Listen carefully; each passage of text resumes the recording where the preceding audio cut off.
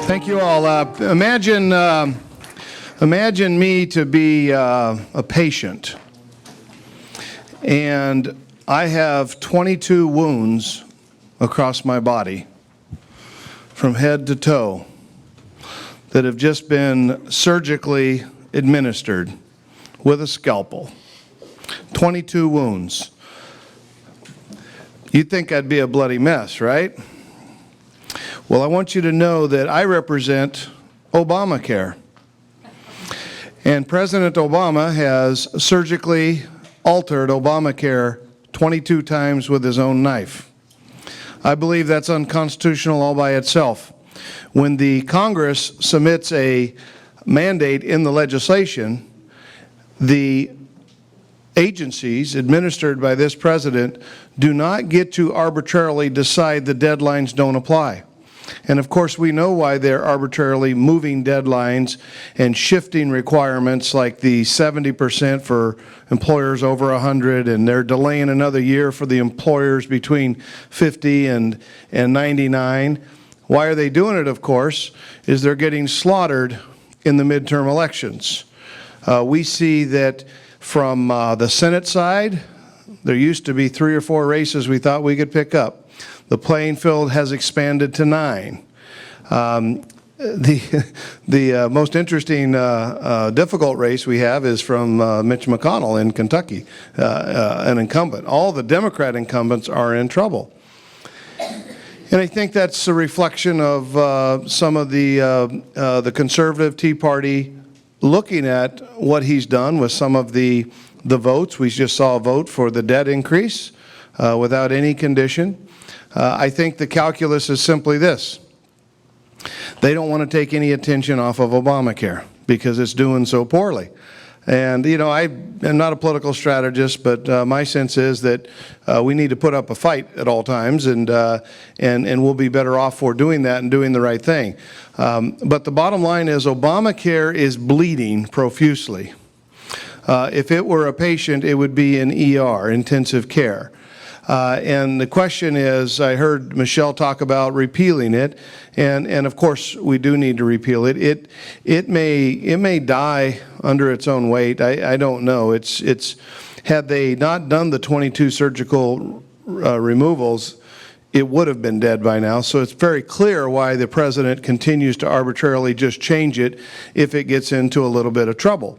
But my message to Republicans is very different than woo-hoo, we're going to win in the fall. Because if you remember back in 1994, it was woo-hoo, we're going to win in the fall. Look at the parallels. President Clinton's elected in '92. During those next 2 years, he tries to pass socialized medicine, Hillary Care. He increased taxes, had a venture with gays in the military. And there was a backlash to that, was there not? And the backlash was monumental. Republicans in 1994 got control of the U.S. Congress for the first time in, I think, since the 60s. It was a long, long time, like 35 years or so. That same year, Republicans got control in the California legislature. Boy, when we had control of the legislature, doesn't that seem like a long, long time ago? But the point is that what happened in '94, there was this big sweep, and Republicans got in charge, and the American public, they said no to what the president and Congress were trying to do. They simply said no. And we had this radical transformation. What did Bill Clinton do? He certainly didn't do what Obama's doing. Bill Clinton got busy and said, wow, that American public is angry. I'm going to try to do a few things differently. And we know he signed the Welfare Reform Act. And why was it that Republicans were able to make welfare reform popular? Why was it? It's the way the debate was framed.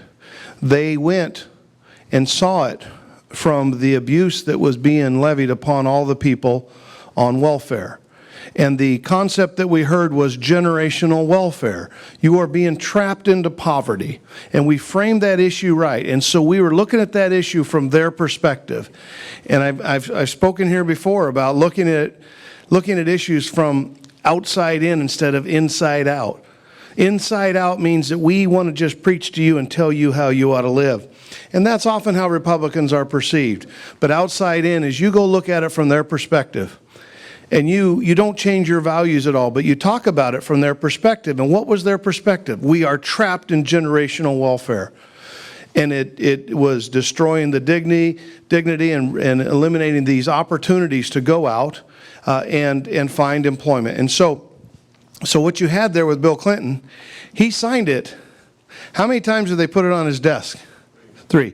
He vetoed it the first 2 times, and the third time he signed it. Why?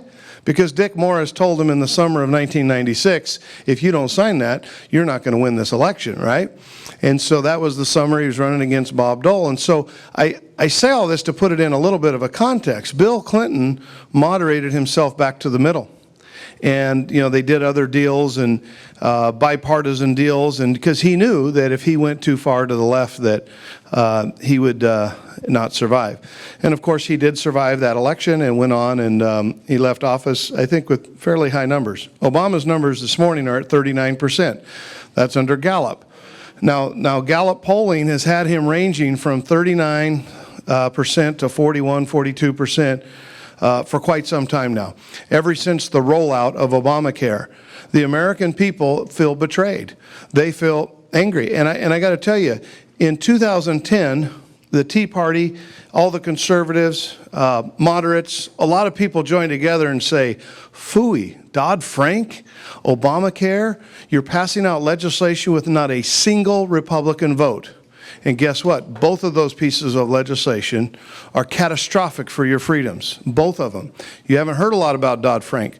The more you learn about Dodd-Frank, you're going to realize it's the worst of NASA or NSA, the IRS, and Obamacare wrapped together, because they can track every one of your financial transactions, every one of your phone calls. They can recreate what you've done in your life, step by step, cell phone towers, where you've been at all times.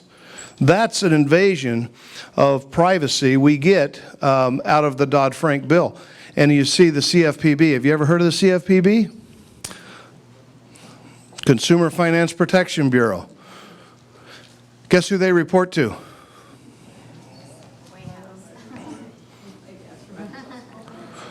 Nobody. Guess where they get their funding to operate?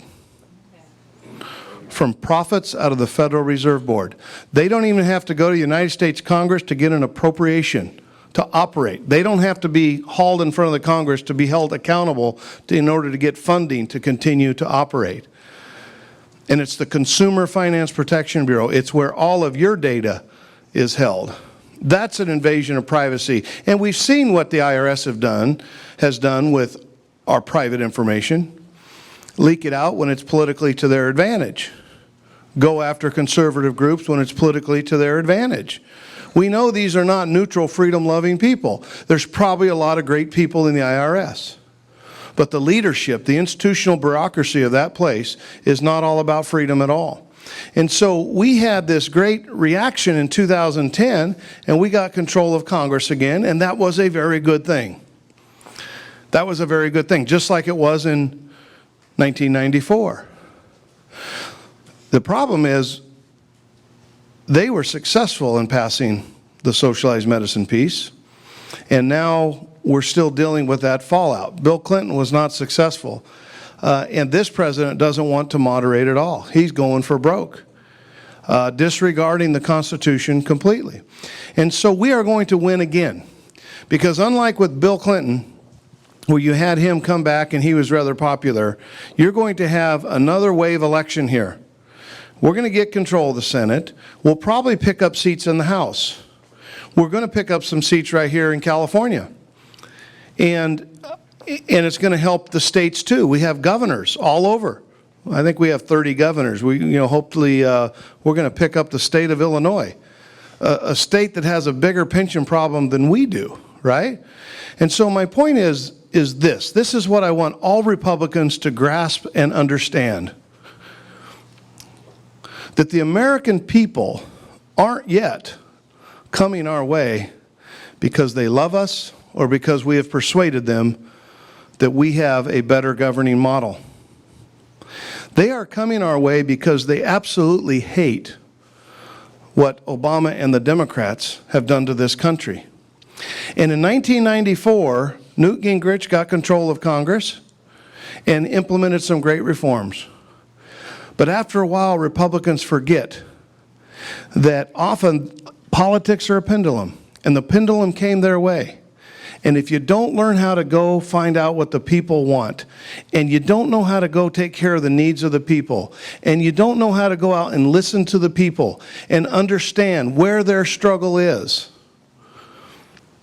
if you don't do that, you'll never articulate policies that allow you to capture their hearts and minds and justify your vote, justify the privilege to represent the people you seek to represent.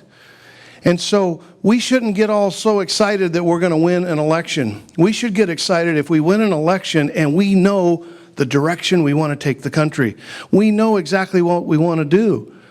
And so often we don't. We just think it's because we're conservative. And my frustration is often Republicans win, particularly in Orange County, because there's simply more Republicans in a district than there are Democrats. But if you go out in some of the swing districts, our rhetoric does not work. Why? Because we are not connecting. People may be listening, but they're not hearing what we're saying. You got to get them to listen and hear before we can get them to move. And you're not going to get them to listen and hear until you relate to them, till you connect to them. And that's my message to Republicans. Start thinking about it. Ted Cruz said this, and I thought it was going to catch on like wildfire. It hasn't yet, so I'm going to still light the match on it. He said this phrase called opportunity conservatism. What is that? What is opportunity conservatism to you? Or to you? Or to you? How does it apply to banking? How does it apply to transportation? How does it apply to education? How does it apply to the judiciary? How does it apply to taxes? You name the topic. How does opportunity conservatism fit within that model? It fits this way.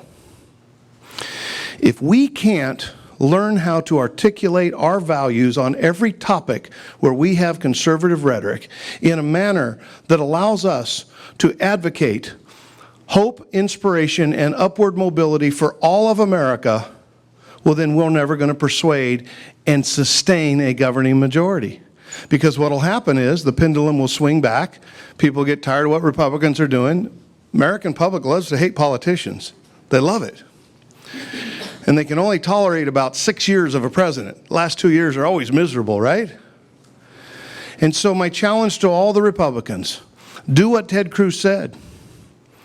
Engage in opportunity conservatism, and you justify to me why what you said. Alan and Michelle, you said great things tonight. Great things. I agree with all of them. Okay? Now we need to convert them in a way that allows us to win the middle. Not just win districts where Republicans are going to win the district, but we need to go beyond that. And guess what? It takes a lot of work. It takes a lot of discipline. You know what's easy to do is get up and say, I believe in lower taxes and secure the borders and employer verification and accountability for teachers and tenure for teachers or reform the tenure system, and I can go on and on. What does that mean to somebody who's struggling? What does that mean to somebody who's unemployed? We have record unemployment, real unemployment in this country, not the 6.5%, but record unemployment, people not working. There's a lot of people hurting. And if Republicans are only perceived as tax cutters, that'll always be spun as what? You're in favor of the rich. You're in favor of the rich. And I got to tell you, there are a lot of rich in this country, and there's a vast amount more that are struggling. And that's where our party needs to focus. We need to earn their vote, and we're going to earn it by giving them opportunity conservatism. We're going to show them how to open a new business. We're going to show them why higher taxes hurt their ability to open a new business. We're going to show them why the water regulations and the air regulations and a lot of these seemingly environmental terrorist acts keep you from opening a restaurant, keep you from doing something that gives you school choice, keep you from giving a better life to your children. And that's what we need to change. We need to connect right where people are hurting. And if we don't do that, we won't deserve to maintain a majority. But if we do, we will maintain a majority, and we will have, once again, we will ignite the passions of freedom. We will tap into what the same message that Ronald Reagan gave. What was great about Ronald Reagan? We all say Ronald Reagan, right? What was great? He gave every one of us hope. When he spoke, he acted like he was talking to you. It's like, yeah, that guy understands me. And that's what we need to get back to. Speaking in a way where we communicate and we connect to the hearts and minds of the American people. And if we do, we can turn this country around, and our brighter days will be ahead. This is the first generation, sadly, where people are saying America's brighter days are not ahead of us. The generation of our children will not be better than ours. They will not have more opportunity than we did. That's a sad state of affairs, is it not? And so what we need to do is fix all that so that we can look at our children and say, we want you to have a brighter future than we did. Thank you very much. A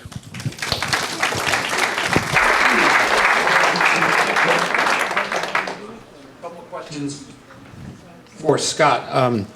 One that struck me is you're out speaking to groups like this. A lot of us are grounded in this kind of thinking. How are you conveying to prospective candidates this thinking, and what sort of reception are you getting when you speak to them with these ideas? I'll take that, not the paper, but okay, I'll give you your answers. Right. It's a great question, and I love it. And the reason I'm doing this is because I've been in the trenches for years, walking precincts. Have you all walked a precinct? I got to believe you've all walked a precinct, right? Many, many times every year, right? And I get so frustrated when we do all the right things and we mobilize 2,000 volunteers and we get the same outcome. We get the same outcome. And so I'm working with a crisis management expert, a communications expert, and we're going to start an Orange County Youth Leadership Institute. It's called Ockley. Sounds like broccoli, right?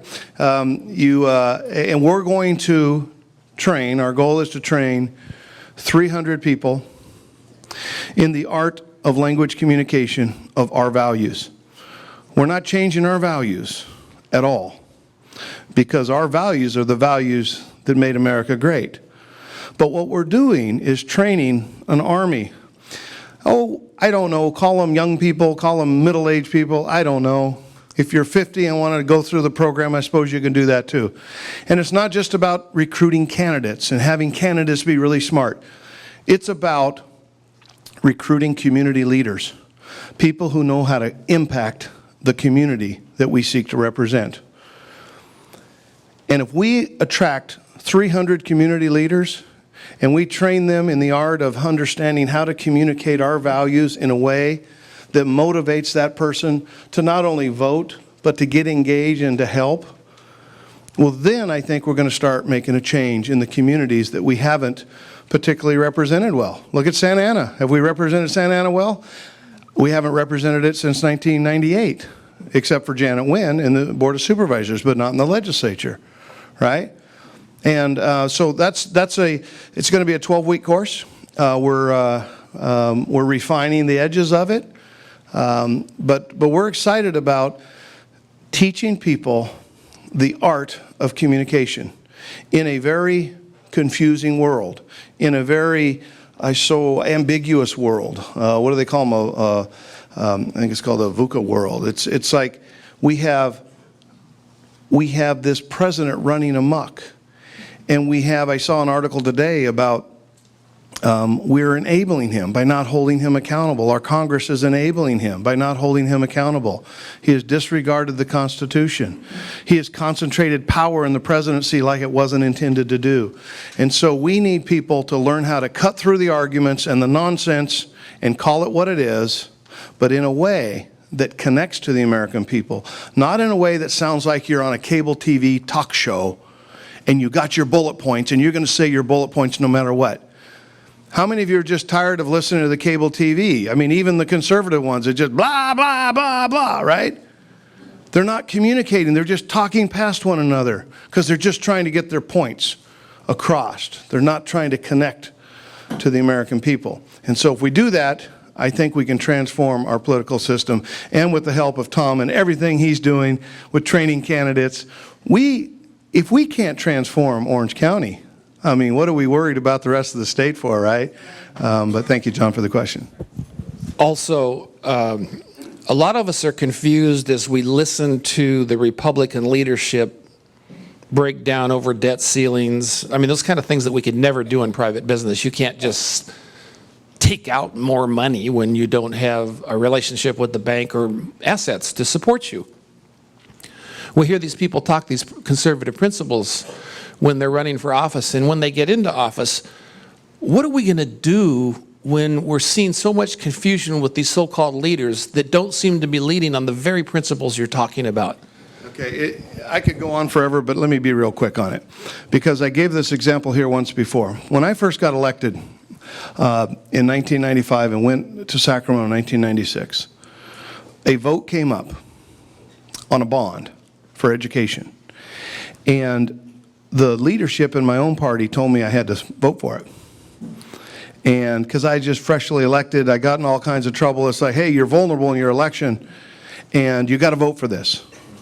And right before I went down on the assembly floor, I got a call from a friend, John Fleischman. And he said, I just want to remind you of one thing. We didn't send you to Sacramento to increase the size of government. Goodbye. If you know John, you know that's his style. Boom, in, out. Right? And I went down to the assembly floor, and I had a guy who helped me get elected in the trenches, and he reminded me why I was sent to Sacramento. We often elect people and then forget about them. We trust that they're going to do the right thing. We need to be constantly calling them and saying, let me remind you why you're my representative. And if you don't, guess what? I've seen the trappings of power. I've experienced it. In Sacramento, you have lobbyists that want to throw money at you and buy cocktails for you and laugh at all your stupid jokes. And, you know, everything is great and everybody opens doors and says, you know, Mr., Mr., or honorable or all that. After a while, they can go to your head. There's one man that I know it's never gone to his head, and that's Dana Rohrabacher. I mean, he just like, that stuff's not that interesting to him. But he stays true to what he believes. But in those trappings of power, if you don't remind your legislators where they came from and who they represent, it's easy for them to get caught in those trappings. So it's partially your responsibility. So are you saying we should fill out all those little forms, every email that comes in? Yes, no, I'm not for illegal immigration, I'm not for this, I'm not for that. Fill it out all the time? You know, you have to pick your battles. I mean, there are 10 major issues. Pick 2 or 3 of them and make sure we win on it. I mean, if debt ceiling is the battle you want to fall on your sword on, do that. After a while, they only have so much attention, so much time. But pick your battles and win them effectively. Scott, last time I visited with you, I think you were with John Warner. We were over at the Newport Beach Country Club having a little visit. This question is along that line. Please answer yes or no. Should those here in this country illegally be granted legal status? And should these people who have broken the law be entitled to benefits, federal or otherwise? And I know you felt that there was a large population group there that has to be dealt with one way or another. I'm not going to answer this question for you. Wow. That's a fun question, and it's my answer will be controversial. The rule of law is what we all believe in. The rule of law is what sets us apart in this country from all the other countries. The rule of law is why investment still comes to America and not to China and other places where people are afraid they're going to lose their investment. We still have courts. I mean, the only guy that really doesn't like the rule of law is Obama. Just changes it whenever he wants, because he's president. He gets to do what he wants. You heard him say that. Very offensive to me. And the rule of law is you don't cross our borders. That's the rule of law, right? But you can't just pick the rule of law you like. You have to take the whole body of law. And how many of you believe that if you're in this country without documents, that you are subject to criminal prosecution? Okay? You would be wrong. You would be wrong. How many of you, I don't want to see your hands, have had 3 glasses of wine and got behind the wheel of a car? No. I'm making a legal illustration. How many of you have done it? The point is, that's a misdemeanor to do. Crossing the border without permission is a federal misdemeanor, but only if you're caught. That's the oddity of the law. That's the oddity of misdemeanor law. Only if you're caught can you be prosecuted for that. If you're not caught in the act, what are you? You're an undocumented immigrant, or you're an immigrant who's overstayed their visa. Yeah. Okay. So well, you can call illegal. And I think that's part of our challenge. But you can't just take the part of the law you like. In our legal jurisprudence, we have a whole host of other laws like equity, statute of limitations, equitable estoppel, promissory estoppel, waiver, all these things that say you have to apply it all together. And I got to tell you, it takes 2 to tango. The American public has constantly sought out and employed the illegal. Well, I don't call them that, ma'am. I don't call them that. But let me tell you, it's legal. Call it what you want. I don't call them that. And let me tell you why. Let me tell you why. You say wetback. See, that I find those words offensive. He was referring to Operation Wetback in the 1990s. Okay, I understand. Okay, so, but we're talking about 2014. And if you want to stick with terminology like illegal alien, it's perceived as a very hostile accusation. I understand. But I'm telling you this. If the American public, has anybody in here ever hired an illegal immigrant? An illegal alien? No. Nobody has. Who the hell's hiring them all? Who is hiring them all? I'll just ask you that. If there are millions of people that have work in this country, somebody is hiring them. Chamber of Commerce. No, it doesn't. It doesn't make it right. I told you this would be fun and controversial. It doesn't make it right. It's a violation of federal law to work here illegally. It's a felony. No, it's not a felony. Okay. So what's that? Well, that is, right. So the point is, we have had employers turning a blind eye, and maybe it is the Chamber of Commerce. They're the one that wants the amnesty program, right? And no, I don't believe in amnesty. Your question was very different than that. The issue is, we have had this odd relationship since 1986. And when Ronald Reagan signed the amnesty bill, we all love Ronald Reagan, right? Except for that bill was a little kind of odd, right? You had Ronald Reagan, and when we did that, at that point in time, we should have enforced that law. Okay, so you gave people a waiver, you let some of them become citizens through the amnesty program. We should have enforced that law, but we didn't. How long has it been since 1986? Almost 30 years. No, absolutely not. That's not what I'm saying. And that's why I want to take some time so you understand exactly what we're saying here. Is no, we don't want to give amnesty again.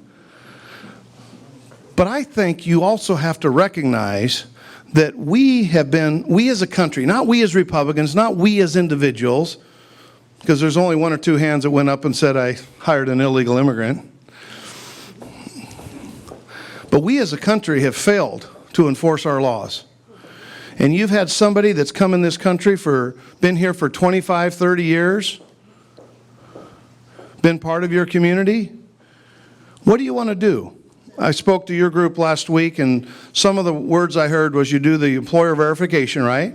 And you basically promote a self-deportation. You starve them until they leave. Yeah, that's a little bit over the top, don't you think? Well, I think it is over the top, and I think it doesn't capture the reality. Two things I would observe. We're not going to deport them. I've talked to every legislative leader in this county and across the nation, and nobody believes they're going to be deported. Go after the big businesses that are hiring them. I understand, and I agree. I agree.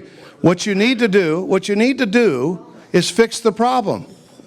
You need to fix the problem going forward, and then you need to decide what you're going to do with the problem looking backwards. And if you want to cut them off of all benefits and all employment and starve them till they go, that's effectively what you're saying. I don't subscribe to that. I just want the law. I don't subscribe to that. Well, that's convenient that you want the law to do that.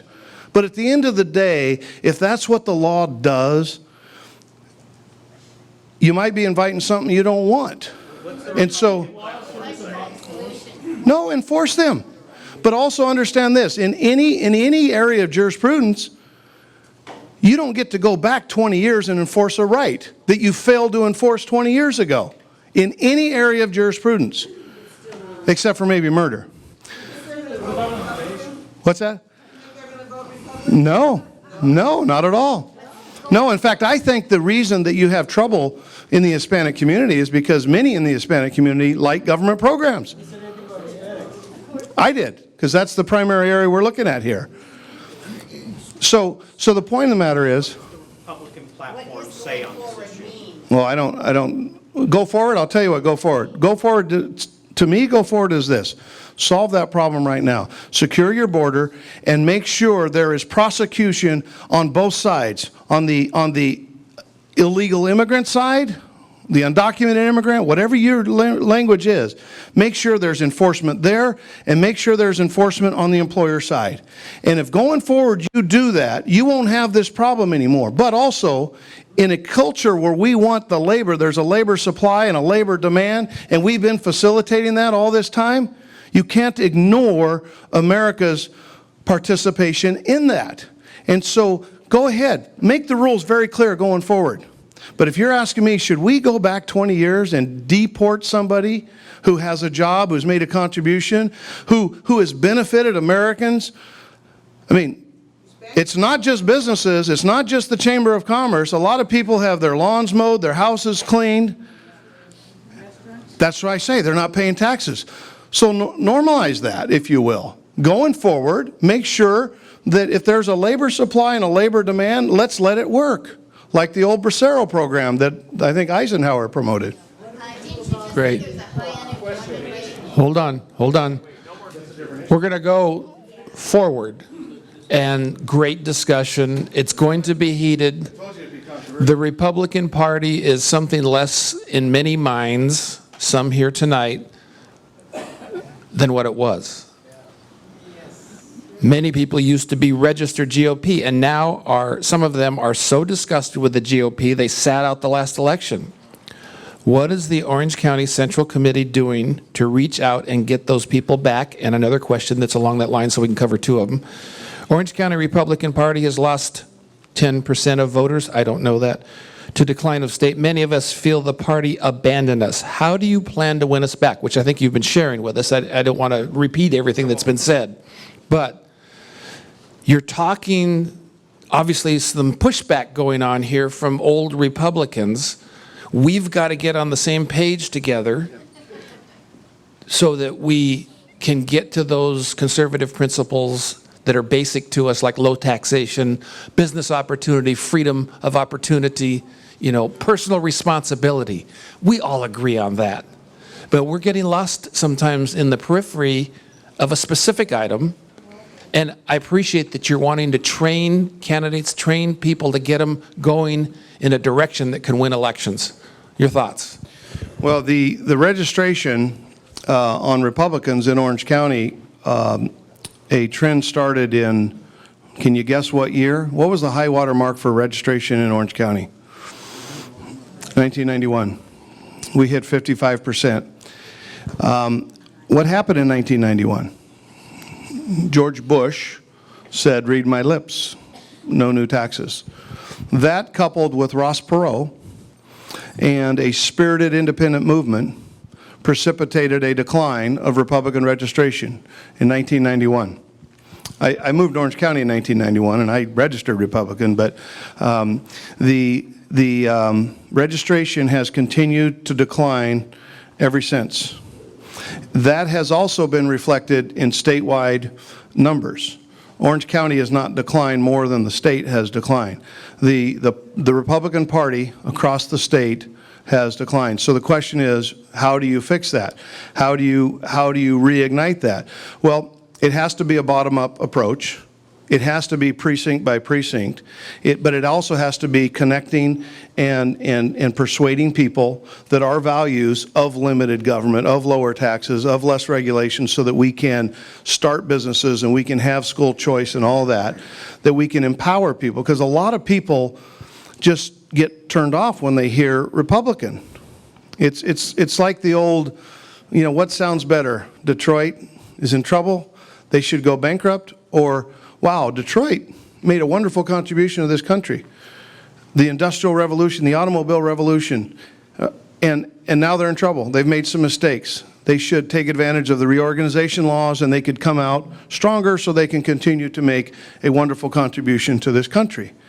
That's the way Ronald Reagan would say it. But that's not the way we often come across. And the words we use are often come across as harsh, cold, uncaring. And if that's the word you want, you might not persuade anybody in the middle to vote for you. I'm just saying, don't compromise your values, but learn how to speak a language where you can communicate with people where they're at. The other thing, and this is at some level, I don't know if it's controversial in here or not, but I'm a strong believer that the elected officials that we have should at some level reflect the great diversity of Orange County in California and this nation. And let me explain that. In 1984 or 1980, when Ronald Reagan got elected, what percentage of Orange County was Asian? 4%. What percentage was Hispanic? 14%. The combined was 18%. Today, what is that combined number? It's 54% and climbing. You cannot expect to represent the great diversity of Orange County, and that is great diversity, with a bunch of old, fat, balding white guys like me, right? And I say that with self-deprecation. I say that because I mean it. We need to encourage candidates that are Asian and Hispanic, because those are the two areas where we have the most growth that we can make. Absolutely. I agree with you 100%. And this is not an affirmative action program. This is about finding candidates like Michelle Still who are conservative and have a track record of being conservative and have had a track record of helping out. It's about finding candidates like that who can represent us. Cecilia Iglesias. How many think that I could go into Santa Ana and get elected? Even if I spoke glowingly and I spoke wonderfully like Ronald Reagan, I couldn't get elected. I couldn't get elected. The point is, Cecilia Iglesias could, and she did, because she's Hispanic and she connects to that community. She relates to that community, and she relates with conservative values. And so my point is, our party has to be a little more diverse on its ethnic makeup in order to attract some of the communities we seek to represent. I'm not saying you need to do an affirmative action program in Nebraska. That's not what I'm saying, because that's not their need. Just relate to the issues, or does she stand strongly behind them? Yes, stand strongly behind. I mean, yeah. I mean, the point is, it's like we need conservatives that are Hispanic, we need conservatives that are Caucasian, we need conservatives that are Asian that will represent the great diversity of Orange County. I'm not going to pick and choose those winners. I'm making an observation. If we're all white males and we're the only ones that are seen on TV or being a spokesperson, we're losing opportunity to win voters. So how will we be able to reach those people like Ben Carson and so forth and get them in front of the microphone, get them in front of the TV over and over again? We had a great black candidate run for the conservative side of the president last time, and he spoke well. How are we going to get these people that are true conservatives to come out and stand up? And by the way, because we're going to have to go, time is running out here, but those of us that are saying we've lost 10% of the voters that were conservatives need to shake each other and say, get involved. You cannot stand on the side. I hate politics, and I'm standing up here in a political forum trying to moderate something that will cause my family in the future to stay free. And to stand on the side and say, well, these guys are just terrible politicians, therefore I'm not going to be involved anymore. Sure, I'm upset too. I'm not a big fan of Boehner. I'm just not. I don't think he's a strong person. And the principles that we believe in, we may not get all of them, I think Scott's saying to us. But learning how to articulate it and to draw people in, I agree with Scott on. Yes. We must learn how to do it, and we must do it better. And those that are not voting, we need to drag them out of their houses and get them to the booth. So I want to say thank you to Scott. Scott, your debate is terrific. It always has been. There's still a lot of energy here, and I'll be glad to talk more. So. Yeah, so, but we do have a forum here, and I hope more people will come. I hope you'll tell a friend next time to come along, because we do get educated here, and you will have to make your own decision. It's your responsibility. But in order to keep the lights on, in order to keep the doors open, we really need some help, because we're short of the rent, and we may not be able to have this forum next month unless you drop off 5, 10, 20, whatever you can do to keep this forum running. Thank you very much for coming. Thank you to the two candidates.